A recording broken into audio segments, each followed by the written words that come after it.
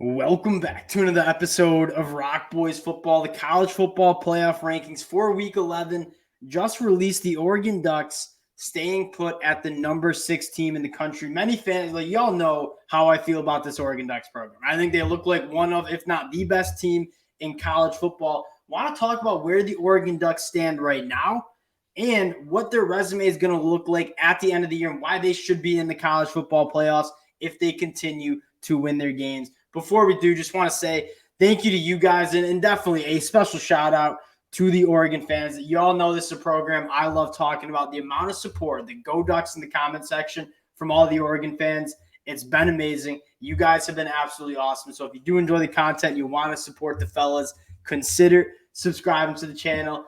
Dill, I'm going to give you the T-box here. The Oregon Ducks coming in at the number 6 team in the country. How are we feeling here? Very fair. I think at times they've looked like arguably the most complete team in the country where you're just matching offense, defense, incredible offensive skill, I will say, with a defense that's obviously made monster strides from last year.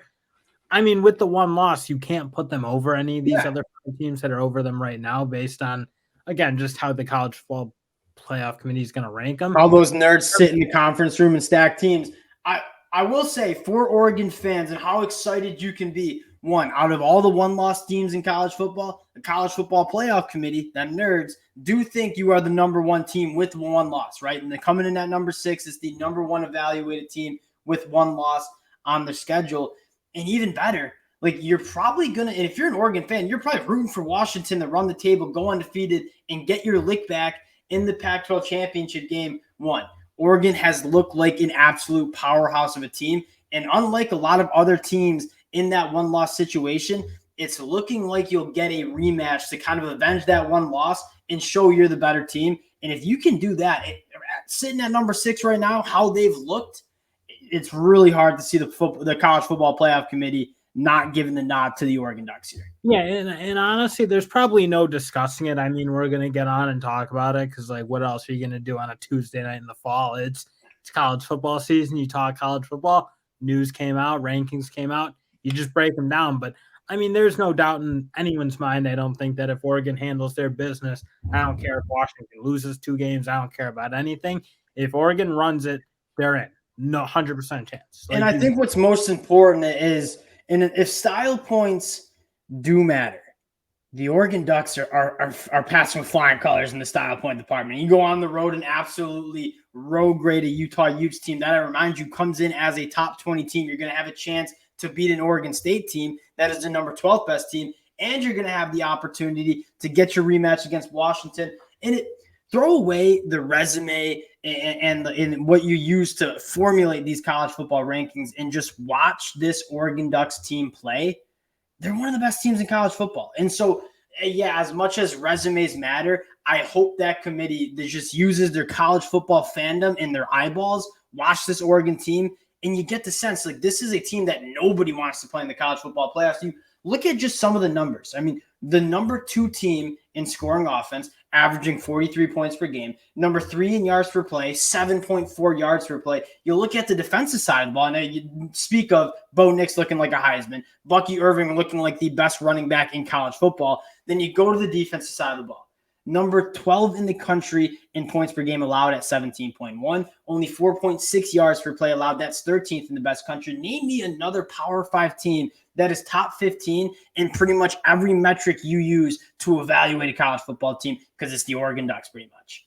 Yeah, and that's impossible to argue that they're not, I mean, right up there with anyone, especially with, again, and I think the big thing is they're not just like that old flash team that Oregon's always had that most electric athletes, but the big physical offensive linemen, again, you just mentioned, go beat the piss out of Utah in a way that's like, it was physically, it wasn't like shooting it around the ball like they are in 7-on-7. It was dominating them from start to finish, physically on both sides of the ball, and that's a tough Utah team. I don't think anyone thought they'd go beat Oregon because they didn't have the firepower, but you thought they'd at least be able to physically hang with them. It looked like they almost made them look like a group of 5 team, just how much more physical they were. That's what's most special about this Oregon team is, like, in the past, they've had the flashy playmakers and the speed to run around people. you still have that. And Troy Franklin, Tez Johnson, Bucky Irvin, Jordan James. You have a high, what I think would be, if you ask me to vote on the Heisman right now, it'd be Bo Nix. Still, we've talked about this countless nights. Bo Nix, my number one Heisman pick. But on top of that, that offensive line is probably one of the better units in the country. Then you flip to the defensive side of the ball. They've been absolutely dominant there. And what you said, you go into Rice-Eccles Stadium and absolutely road grade. And what's most exciting for Oregon fans is they ain't sign of slowing down. Like, they're going to go in, play Oregon State at home, probably road grade them. You feel pretty good about playing a USC team that just fired the defensive coordinator this Saturday at home. And then you get your opportunity to play the Washington Huskies again. And that's kind of what I'm going at, is, Dale, you look at the other one-loss teams that are going to be trying to jump Oregon, the Texas Longhorns, the Alabama Crimson Tide. They're not going to have their chances to avenge the loss, right? Because Texas, Oklahoma looks like they're not even going to make the Big 12 championship game. Then Alabama's not going to get a chance to beat Texas. What's special about Oregon is not only are they the number one team in terms of one-loss teams, but they're going to have that chance, it looks like right now, to avenge that loss against the Washington Huskies. If you're Oregon, I think out of all these teams with one loss, not only are you ranked ahead, but I think you have the best chance at controlling your destiny. They're the only one-loss team that I would say truly unequivocally controls its own destiny. I don't care what happens in this world. If Oregon wins out, they're in. And you can't say that if you're Texas, and you can't say that if you're Alabama, just looking at how they've ranked these teams so far. Because, again, if everything works out perfect for, like, these top four teams, 3 of them are all guaranteed in. And then, obviously, that fourth one out is whoever wins the Pac-12. Yeah, and we like had the conversation about if Alabama wins out, beats the Georgia Bulldogs, like, they'd have a really good argument. If Texas wins out and wins the Big 12 championship, they'd have a really good argument too. What's special about Oregon is when you start going to, okay, everyone has one loss, everyone has a conference championship won, it looks like the College Football Committee has decent stock for the Pac-12. I mean, you have Washington and Oregon that are both in the top 6. You have Oregon State sitting at 12, Utah sitting at 8, Arizona sitting at 21. Half the Pac-12 is in the college football playoff rankings.